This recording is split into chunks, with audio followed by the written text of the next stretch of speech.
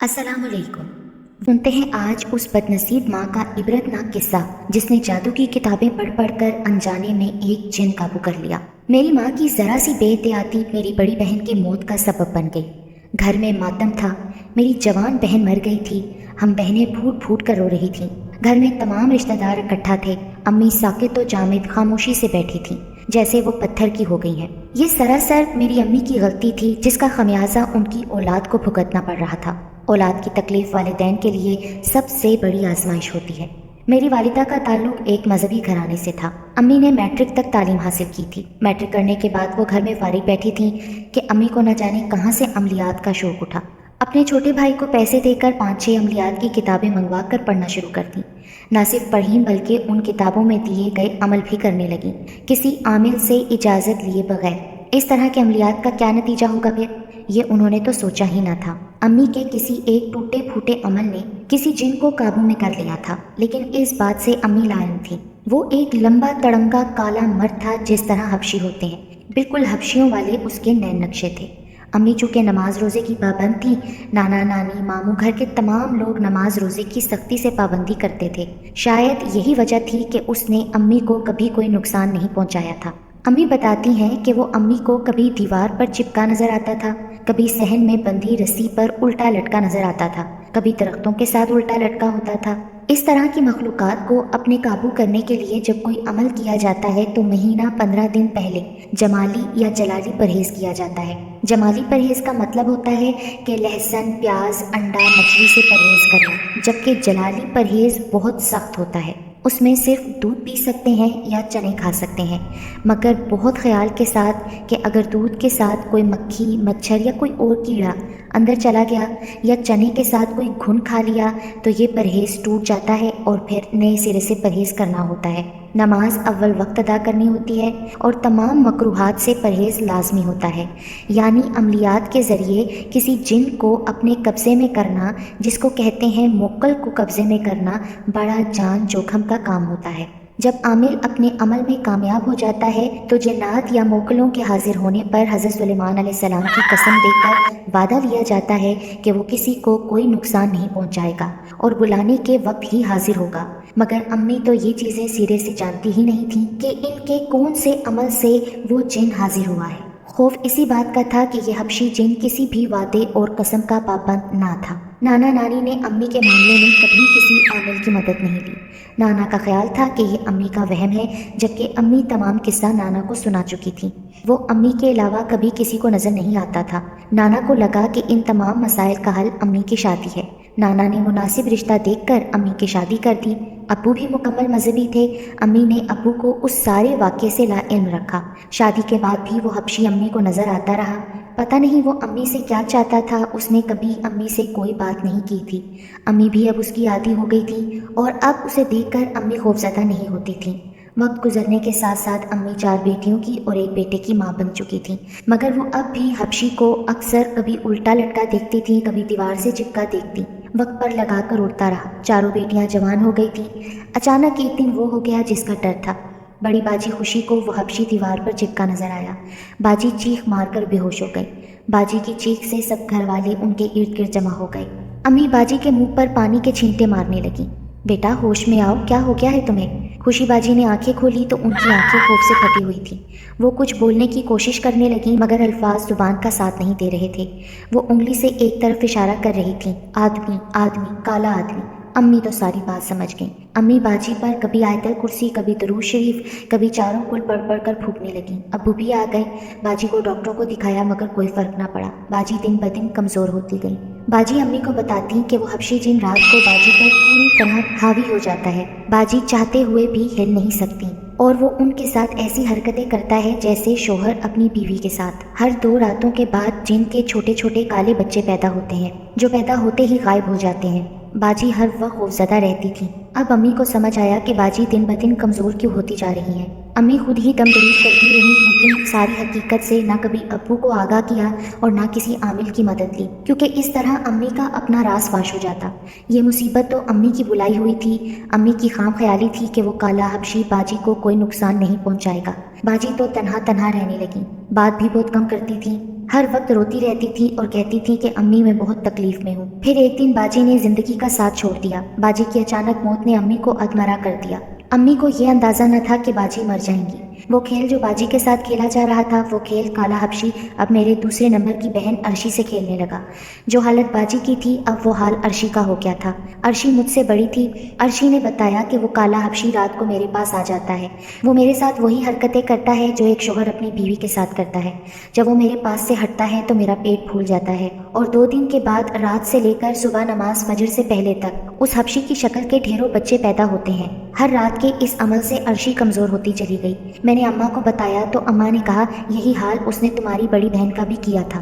میں اماں سے ناراض ہوئی اور کہا کہ میں ابو سے خود بات کروں گی اگر آپ انہیں نہیں بتاتی تو۔ عرشی بھی دن بدن کمزور ہوتی جا رہی ہے۔ اگر آپ نے ابو کو نہ بتایا اور کسی عامل کی مدد نہ لی تو عرشی بھی جان سے جائے گی۔ جب دوسری بیٹی کی جان پر بن آئی تو امی نے پھر سارا راز ابو سے کہہ سنایا۔ ابو سر پکڑ کر بیٹھ گئے۔ اگر تم یہ سب مجھے پہلے بتا دیتی تو میں اپنی بیٹی کو بچا لیتا۔ اب ابو کی دوڑیں عاملوں کے پاس لگنے لگی۔ طرح طرح کے عامل حضرات اپنا علم آزماتے رہے، پیسہ پانی کی طرح بہایا، مگر پھر بھی عرشی موت کی پرسکون نیند سو گئی۔ گھر میں پھر جوان موت، لوگ طرح طرح کی باتیں بنانے لگے، رشتہ داروں نے ملنا جلنا ختم کر دیا، 2 جوان اموات نے امی ابو کو نڈھال کر دیا۔ مجھے دونوں بہنوں کی موت سے زیادہ یہ خوف تھا کہ اب میرا نمبر ہے۔ عرشی کی موت کو 10 دن گزر گئے۔ ایک دن میں رسی سے کپڑے اتار رہی تھی، رسی کے کونے پر مجھے ایک مردانہ قمیض ٹنگی نظر آئی۔ میں قریب جا کر قمیض دیکھنے لگی۔ میرے گھر میں تو ایسی مردانہ قمیض کسی کی نہیں۔ یہ سوچتے ہوئے میں نے قمیض کی طرف ہاتھ بڑھایا ہی تھا کہ خوف سے تو میری چیخ نکل گئی۔ قمیض میں ایک سر پھنسا ہوا تھا، کسی کالے آدمی کا، اور وہ سرخ سرخ آنکھوں سے مجھے گھور رہا تھا۔ میں زور زور سے چیخنے لگی۔ میری چیخنے چلانے کی آواز سن کر امی آ گئیں۔ میں امی سے لپٹ گئی، امی مجھے بچا لیں، امی وہ کالا آدمی قمیض میں، وہ اس کا سر۔ میرے منہ سے بے ربط الفاظ نکلنے لگے۔ کہاں بیٹا، یہاں تو کوئی قمیض نہیں ہے۔ امی مجھے لے کر کمرے میں آ گئیں۔ حبشی کو دیکھ کر مجھے احساس ہوا کہ باجی اور عرشی کس آزمائش سے گزری تھی۔ مجھے اپنی موت سامنے نظر آ رہی تھی۔ خوف سے میرا دل میرے حلق میں دھڑک رہا تھا۔ میری حالت دیکھ کر امی متواتر روئی جا رہی تھیں۔ اتفاق سے اس وقت امی کی خالہ زاد بہن آ گئی۔ جب خالہ نے امی کو روتا دیکھا تو بولی، کیا بات ہے، تم ماں بیٹی کیوں پریشان ہو؟ خالہ کی ہمدردی پا کر امی پھوٹ پھوٹ کر رو پڑی اور روتے روتے سب کچھ بتا دیا۔ خالہ نے کہا کہ خدا نے شاید اس وقت مجھے تمہاری مدد کو ہی بھیجا ہے۔ میں کل اپنے مرشد کے پاس پشاور جا رہی ہوں۔ وہاں ہر سال مرید قافلے کی صورت میں جاتے ہیں۔ رہائش اور طعام کا بہترین انتظام ہے۔ اگر تم مناسب سمجھو تو اینی کو میرے ساتھ بھیج دو، انشاءاللہ تمہارا مسئلہ وہیں سے حل ہوگا۔ امی نے کہا کہ ٹھیک ہے، آپ اینی کو اپنے ساتھ لے جائیے گا، میں اس کے ابو سے رات کو اجازت لے لوں گی۔ اب موت کا یہ کھیل ختم کروں گی۔ غلطی میری ہے تو سزا بھی مجھے ملے، میری بچیاں بے قصور ہیں۔ امی یہ کہہ کر پھر رونے لگیں۔ خالہ نے امی کو تسلی دی اور مجھے صبح تیار رہنے کی تاکید کرتی ہوئی چلی گئی۔ مجھے تو رات کی فکر تھی، رات تو مجھے گھر میں ہی گزارنی تھی۔ رات بھی آ ہی گئی، خوف سے میرا دم خشک ہو رہا تھا۔ میں نے دل ہی دل میں دعا کی کہ یا اللہ میری مدد فرما۔ میں خالہ کے مرشد کا نام نہیں جانتی تھی، مگر میں صبح سے ہی سلامت ان کے پاس پہنچنا چاہتی تھی۔ میں ساری رات جاگتی رہی، جب موت سامنے ہو تو نیند کیسے آتی ہے۔ میں پوری رات درود شریف کا ورد کرتی رہی، اپنے اوپر پھونکتی رہی، یہاں تک کہ فجر کی اذان ہو گئی۔ میں نے فجر کی نماز پڑھی، اللہ کا شکر ادا کیا کہ ساری رات وہ ملعون حبشی نظر نہیں آیا۔ میں نے بیگ میں اپنے کپڑے اور ضرورت کا سامان رکھا۔ اتنی دیر میں امی ابو بھی اٹھ گئے۔ ٹھیک 7 بجے خالہ آ گئیں اور میں سب کو خدا حافظ کہتی ہوئی خالہ کے ساتھ باہر آ گئی۔ گھر کے سامنے بس کھڑی تھی، بہت سے مریدین حضرت صاحب سے ملنے جا رہے تھے۔ میں بس میں کھڑکی کی طرف بیٹھ گئی، میرے ساتھ ہی خالہ بیٹھ گئی۔ جب میں نے نظر اٹھا کر گھر کی طرف دیکھا تو دروازے پر حبشی کھڑا مسکرا رہا تھا۔ میری تو اوپر کی سانس اوپر رہ گئی۔ بس آہستہ آہستہ چل پڑی۔ میرا خیال تھا کہ وہ بس میں آ جائے گا، مگر وہ آہستہ آہستہ نظروں سے اوجھل ہو گیا۔ مغرب سے کچھ پہلے بس ایک ہوٹل کے سامنے رکی، لوگ اترنے لگے۔ خالہ نے کہا کہ چلو اینی واش روم میں چلتے ہیں۔ میں بس سے اتر کر خالہ کے ساتھ ہوٹل کے اندر چلی گئی۔ واش روم سے فارغ ہو کر وضو کیا، کھانا کھایا۔ خالہ وہیں بیٹھ کر پان کھانے لگی۔ میں اٹھ کر کھڑی ہو کر تھوڑی دیر کے لیے باہر آئی، دیکھتی کیا ہوں کہ سامنے درخت پر وہی حبشی الٹا لٹکا تھا۔ وہ میری طرف غصے سے دیکھ رہا تھا۔ پیچھے سے خالہ آواز دینے لگی، چلو اینی۔ میرے قدم من بھر کے ہو گئے تھے، میں تو وہیں جم گئی۔ خالہ نے کندھے پر ہاتھ رکھا تو میں جیسے ہوش میں آ گئی، تیز تیز قدم اٹھاتی بس میں سوار ہو گئی۔ حبشی وہیں لٹکا ہوا تھا۔ بس چل پڑی، پھر بس 2 جگہ رکی، مگر میں بس سے نہ اتری۔ میں جانتی تھی کہ یہ حبشی اپنی سی پوری کوشش کرے گا کہ میں حضرت صاحب تک نہ پہنچوں۔ حبشی نے جس طرح میری طرف غصے سے دیکھا تھا، مجھے یقین ہو گیا تھا کہ میری پریشانی کا حل انہی مرشد سرکار کے پاس ہے۔ اگلے دن عصر کے وقت ہم حضرت صاحب کے مسافر خانے میں آ کے اترے، نماز عصر ادا کی، لنگر خانے میں کھانا کھایا۔ خالہ بولی، اینی بیٹی بے فکر ہو جا، وہ مردود حبشی مرشد سرکار کی حدود میں قدم نہیں رکھ سکتا۔ بعد نماز مغرب تمام خواتین مرشد سرکار کی بیگم سے ملنے چلی گئیں، میں بھی ان کے ساتھ تھی۔ خواتین اپنے مسئلے حضرت صاحب کی بیگم کو بتاتی تھیں، وہ ایک کاغذ پر تمام مسائل لکھ لیتی، پھر ان کا حل مرشد سرکار کاغذ پر لکھ کر دیتے تھے۔ میں نے بھی تمام واقعہ بی بی مرشد سے کہہ دیا، پھر ہم سب مسافر خانے میں آ گئے۔ خالہ نے ٹھیک کہا تھا، وہ مردود حبشی اب تک مجھے یہاں نظر نہیں آیا تھا۔ اگلی صبح ایک عورت مسافر خانے میں آئی، آواز لگا کر کہنے لگی، اینی کون ہے؟ مرشد سرکار بلا رہے ہیں۔ میں اٹھ کھڑی ہوئی۔ خالہ بولی، بیٹی پراپر پردہ کر کے جانا، مرشد سرکار بے پردہ بیویوں سے نہیں ملتے۔ میں نے خود کو چادر سے اچھی طرح ڈھانپ لیا۔ جب میں حضرت صاحب کے پاس پہنچی تو وہاں بی بی مرشد بھی موجود تھیں۔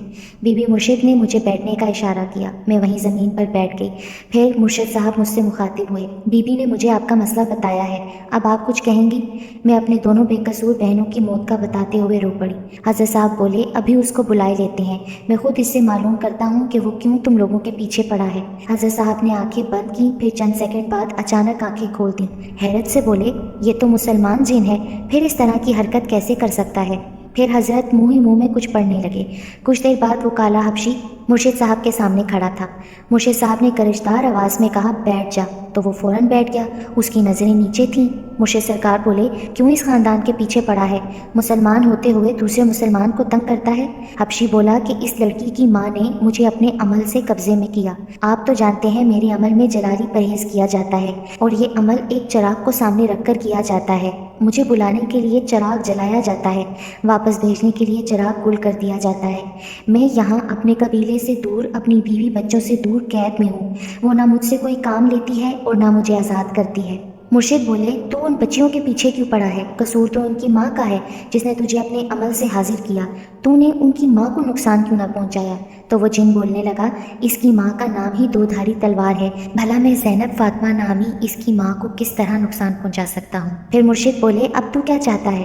میں چاہتا ہوں کہ اس کی ماں سے کہیں وہ مجھے آزاد کر دے، اور جو اس کی دو جوان بہنیں جان سے گئیں اس کی سزا تو تجھے بھگتنا پڑے گی۔ وہ حبشی گڑ گڑانے لگا، سرکار مجھے معاف کر دیں، میں نے گناہ کیا ہے اور اب میں توبہ کرتا ہوں۔ مرشد گرجے، تو نے خدا کا بنایا قانون توڑا ہے، بلا اپنی اس فوج کو جو ان دو بہنوں سے تو نے چلی ہے۔ کچھ سیکنڈ بعد چھوٹے چھوٹے ڈھیروں بچوں سے کمرہ بھر گیا، جو سب کے سب حبشی ہی تھے۔ مرشد بولے، تو اب اس فوج کے ساتھ تو مل کر انسانوں کو تنگ کرے گا۔ حضرت آنکھیں بند کر کے کچھ پڑھنے لگے۔ تمام بچے ایک ایک کر کے صابن کے بلبلوں کی طرح پھٹنے لگے، سب ایک ایک کر کے ختم ہو گئے۔ اب حبشی کی باری تھی۔ حضرت صاحب نے ہاتھ میں پانی لے کر بلند آواز میں ایک کلمہ پڑھا اور اللہ اکبر کہہ کر پانی کے چھینٹے حبشی پر پھینک دیے۔ حبشی کے جسم میں یکدم آگ لگ گئی اور وہ راکھ کا ڈھیر بن گیا۔ آج تو میں خوش و خرم زندگی گزار رہی ہوں۔ میں نے اپنے اللہ سے خصوصی دعائیں کی تھیں اور اللہ تعالیٰ نے بندے کے روپ میں مرشد صاحب کو میری مدد کے لیے بھیج دیا۔ کالا حبشی آج بھی جب میرے خیالوں میں آ جاتا ہے تو میں یہ سوچ کر ہی کانپ جاتی ہوں کہ اگر میرا انجام بھی میری دوسری دو بہنوں جیسا ہو جاتا تو